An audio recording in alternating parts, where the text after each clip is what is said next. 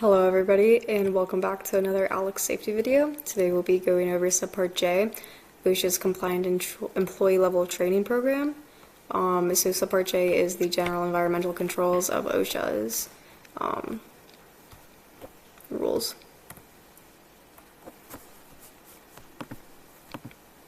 Okay, so today for our learning objectives, after this, you will be able to identify sanitation and hygiene requirements, recognize signs, tags, and color codes, show awareness of hazards in confined spaces, show knowledge in lockout tagger requirements and responsibilities, and understand emergency and first aid procedures.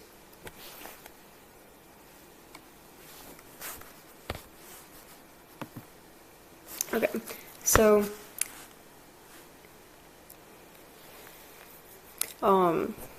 sorry.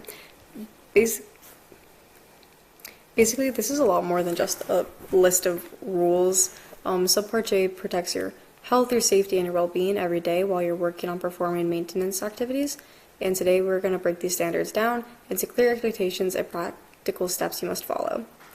Basically, Subpart J is about making sure you have clean water, safe toilets, hazard awareness, proper signage, and protection during high-risk tasks like confined space entry and equipment maintenance. This subpart prevents injuries, illness, amputations, toxic exposures, and fatalities. And so your participation, awareness, and training are what makes this protection effective. So start off with sanitation. OSHA requires that employers provide potable water, an adequate number of toilets and hand washing facilities, along with clean waste disposal. And so some of your responsibilities as an employee include using only designated potable water sources and never using the sinks labeled non-potable. And so potable water, that's drinking water. You should be supplied with an adequate amount of water. Should meet all the standards, be free from any chemicals that could hurt you. It should be dispensed through sanitary means. And then there's also non-potable water, so that's basically not drinking water. Make sure you're not drinking this. It comes from pipes, tanks, containers. Should be properly labeled and color-coded. Some of the labeling should be not safe for drinking or non-potable water, do not drink. Should be very clear. And so another thing that kind of falls in the responsibility of the employee, reporting bathrooms that are dirty, without supplies, or not accessible. Similarly, it's also very important that employees use hand washing stations after using the restroom, before eating, or after handling chemicals, which we'll go over. So hand washing facilities, they need to have water, soap, and stuff to dry your hands with. They need to have enough of them. Hand washing facilities need to be near toilets and eating areas. Should be kept clean, hygienic, and usable. Plumbing has to be up to code. Should be accessible to everybody, and you need employees must wash hand signs. OSHA toilet ratios. If you have 1 to 15 employees, you need 1 toilet. If you have 60 and 35, you need 2. 36 to 55, you need 3. 56 to 80, you need 4. 81 to 110, you need 5. 111 to 150, you need 6. And for every 40 employees over the 150, you need an extra 1. And so some additional toilet requirements. Unless you only have unisex, you need to keep them separate for each gender. They need to be accessible, well lit, ventilated, and regularly cleaned. Employers need to make sure the toilets are available with not unreasonable travel or wait time, and they have to be sanitary, operable, and fully stocked. And so basically these are just kind of extra rules for hand washing and eye wash stations. So if you're working with chemicals, blood, or pesticides, you need to have additional hand washing stations and eye wash stations. And if you work in contaminated environments, so like around lead or asbestos, you need to wash your hands before you eat, smoke, or leave the work area. Showers. So showers or eye wash stations, basically for if you're around chemicals, if you get them on you, shower down. So you need it if you're working with contamination, corrosives, or certain chemicals. You have to have enough showers for each gender, have soap and clean dry towels. Please only eat in the break rooms. Please do not eat in the bathroom, around hazardous areas or mechanical rooms. It's not safe. Next, we move on to temporary labor camps. So it might not apply to everybody, but OSHA requires that the facilities have to be sanitary, pest-free, well ventilated, and have a functioning sewage system and safe drinking water where employees live or stay on site. So if you work in or near any temporary housing, you're responsible for basically making sure everything's up to standard, which the standard includes land having proper drainage, structures being weather tight, and having heated or cooled and free from pests sleeping quarters. They need to have toilets and hand washing stations, laundry facilities, bathing facilities, and be well lit. Dining, kitchen, first aid, and disease reporting. They need to have a safe kitchen and food handling system, garbage disposal, and on-site first aid.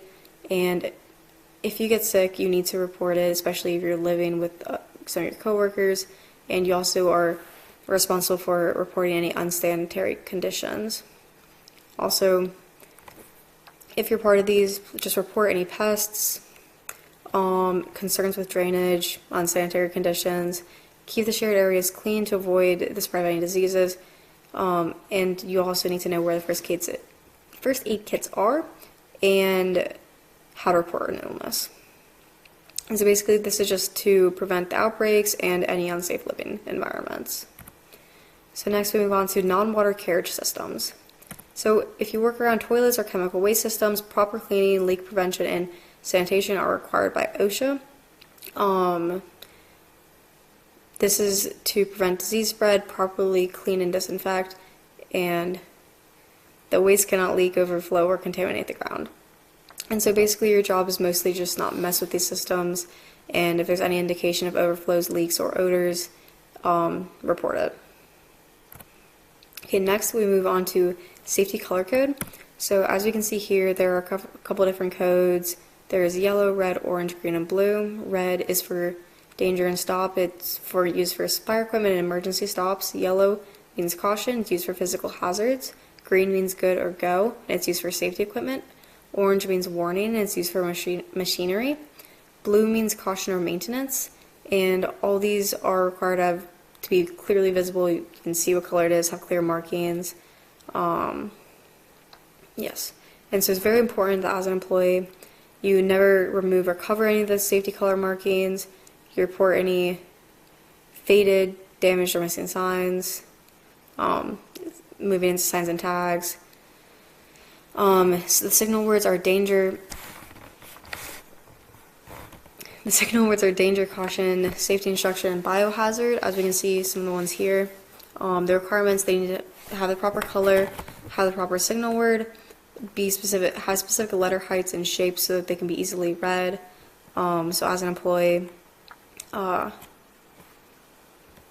it's really important that you, again, never remove or cover them, reporting faded or damaged or missing signs, and follow the signs immediately as you see them. And really important that you can recognize the colors in the danger words. So now we move on to tags. So these tags need to be durable, bright, securely attached, and clearly identify the hazard. As we can see here, it says danger, do not remove this tag, danger, do not operate, caution, doesn't meet OSHA specifications. And so these are important, but as an employee, it's also important that you watch out for temporary tags, and as they usually identify as short-term hazard involving electrical work or chemical cleanups. Okay, next we move on to confined spaces.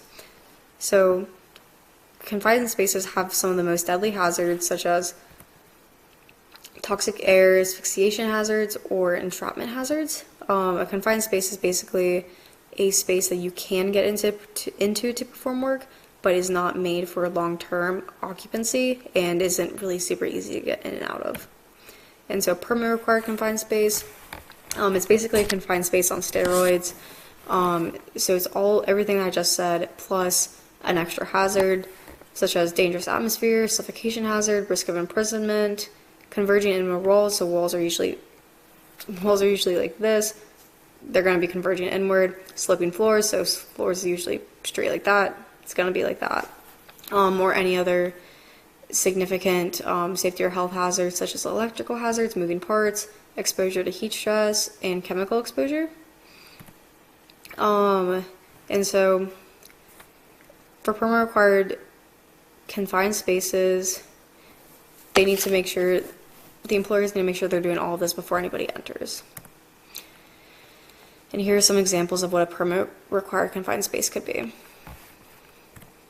Okay, so with permit required confined spaces, there are 4 important roles that you may be as an employee. So if you are designated to the entrant role, it is really important that you are understanding kind of what you're getting yourself into. You're the person who goes into the confined space to perform the tasks. You have to be fully trained in capable of recognizing the hazards. You gotta make sure you're wearing all the PPE, understanding what exactly you're putting yourself at risk for, communicating at all times with the attendant, and know when to vacate the area, as well as know how to use atmospheric monitoring equipment and avoid creating hazards while you're in there. Next is the tester. So this person is responsible for testing all the conditions while somebody is in theirs and before. So before anybody even goes in, they need to go in and test the atmospheric conditions, make sure that it's safe for anybody to go in, period. And then so that they can also get an idea of how long people can stay in there before it starts to cause harm. However, these conditions can change, so there also need to be doing either continuous or periodic tests to make sure that nothing is changing while people are in there. Okay, next is the attendant, and this is another very important role in this process. So the attendant's going to sit outside the confined space and basically keep track of the attendants, making sure that they aren't really showing any signs or symptoms of exposure to toxins. And basically, if you're an attendant, you're the first line of defense, but you're never allowed to go in the area yourself, so you can't go in to rescue people out. However, you can perform non-entry rescue, but you can't go in. But if there's something bad, you need to call the people to come and rescue them. Okay, next is the supervisor, and so basically they're just responsible for overseeing, triple checking everything is being done right, everyone's wearing the right PPE, all the tools are in place, there's rescue services. Make sure that only people who are trained are participating in this. Yeah, and so basically, oh my god.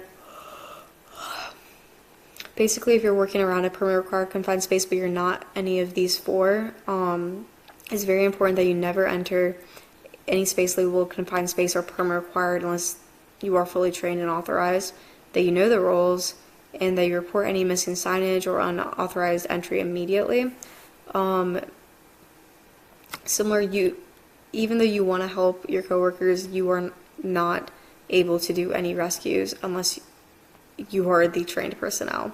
And it's also very important for the entrants to know to never attempt a self-rescue.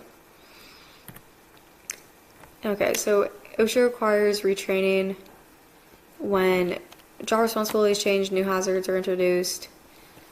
Basically, if anything changes, you need to be retrained to make sure that everybody's on the same page, all the bases have been covered, nobody's going to get trapped in a confined space. Okay, next, this is another really big part of Subpart J, lockout tagout. This prevents machines from unexpected startup during maintenance. So basically, lockout tagout, as I said, stops machines from causing injuries while being repaired, cleaned, inspected, or serviced. So there's 2 types of employees during lockout tagout. There's the affected employee, which is anyone who works around the equipment that may be locked out, but they're not the ones who are performing the work on the equipment. And so as an affected employee, it's important that you know what the lockout tagout tags look like, which we can see right there. that you never try to remove or tamper with anyone's lock or tag, that you know which equipment cannot be safely serviced, and when in the area, you stay away from the equipment being serviced until you've been given the all clear. So the next type of employee is an authorized employee. These are the people who execute the actual lockout. And so if you're an authorized employee, it's important that you know how to identify the hazardous energy sources on the equipment, how to perform a full stop isolation and probing, how to apply locks and tags, how to release stored energy, how to verify zero energy before commencing any work, and how to keep control of a personal lock, as well as how to safely remove the lockout devices after work is done. And so these are some examples of equipment that requires lockout tagout. And so I just kind of went through a couple of them, lockout tagout procedures. I'm so sorry. So these really only are important to the authorized employee. This is what you need to know how to do. You need to know how to safely turn off the machine, basically turn it off, how to isolate it from any and all energy sources, which is basically just like unplugging it, applying the locks and tags. You're going to have your own little lock. You're going to physically put that lock on the thing to make sure that nobody's touching it while you're in the machine. You need to be able to release the stored energy, and then after you've done all of that, you're going to verify that it is zero energy. You're going to try to start it, you're going to try to move it, make sure that's not going to move. Everything's locked, closed, nothing's going to happen while you're in there servicing it. And then after you've done all that, you've serviced it, you're ready to go get it started back up, you're going to just want to make sure that everything you've put on the machine that you're not meaning to keep on the machine has been taken off. Anything you might have taken off the machine is put back on. You're going to want to do a head check, make sure that everybody's out of the machine. Everyone's going to go take off their locks, and then you're going to start the machine back up and listen to see if anything like is kind of weird, abnormal noises, leaks, vibrations, or other unsafe conditions. And then after all that has been done and it is good to go, you're going to notify the operators that the equipment is ready to use and remove all the signs and get it back up to normal operations. Okay, this is another important part of lockout tagout. The group lockout tagout. So basically, in group lockout tagout, you're going to have one person who is kind of like the manager. So they're going to be in charge of just double checking everything, coordinating everything. You're going to have a group lockbox for all the keys. However, everybody's still going to have their own individual lock. And so also everybody's going to go in, make sure, do everything that I just said on the other slide to make sure that's good to go. One thing that changes with this is the shift in personnel changes. If you're leaving working on the machine, then you're going to take your lock off of where you put it. And if you're coming in, you want to make sure you put your lock on so that whenever they're going through doing the head count, you're being accounted for. Okay, so for outside personnel, whenever contractors or vendors come into another site, OSHA requires both the sides to share their lockout tagout procedures and to coordinate their responsibilities. And so as an employee, you should never assume that a contractor has isolated the equipment properly. If there's extra personnel around, watch for additional signs, tags, or barriers. Report any conflicting or unclear instructions, which just ask questions if you don't understand anything. That's how people get hurt if you don't understand, if not everyone's on the same page. And communication is really key in this. It prevents accidents when there are several groups working in the same workplace. Another thing about having outside personnel, if you have outside personnel and inside personnel working lockout tagout, on top of just communicating, making sure y'all are on the same page with procedures, it doesn't matter if it's inside or outside employee who's the authorized employee in charge, but you need to have one. And so annual audits, OSHA requires annual audits for lockout tagout procedures as well as sanitation sanitation checks, and as I kind of like went over, the confined space programs and signage. And so for these, the employees are required to participate and observe, correct unsafe acts if instructed. So basically, somebody's going to come through, be like, hey, that's not up to standard, just go fix that on the dot. For these, you also need to do some annual refresher training, which I did kind of go over previously for the confined spaces. And once again, communication is key. If something's not clear, ask questions. And so specifically for the lockout tagout audits, this is like one of the most important parts of Subpart J. It's going to make sure that all the standards are being followed correctly and effectively. They're going to observe the authorized employee to make sure that, once again, everything is going smoothly, everybody understands their role. They're going to verify that the written procedures are effective in what they're doing. Once again, just correct anything that is unsafe. Sometimes it's good to have another set of eyes to go through. They're going to go through and verify the training, and as I said, like the annual refresher training. So whenever you do the annual refresher training, make sure that your employer is writing down your name, the date, the trainer, the credentials of the trainer. And so also similarly with the audit, make sure the employer is writing down the machine or equipment audited, the date of the audit, the employees being observed, the auditor's name, and if the auditor kind of noticed anything that was unsafe, the corrective actions that were taken after that. So thank you so much for listening to another safety presentation. Love to have you. My reference was OSHA.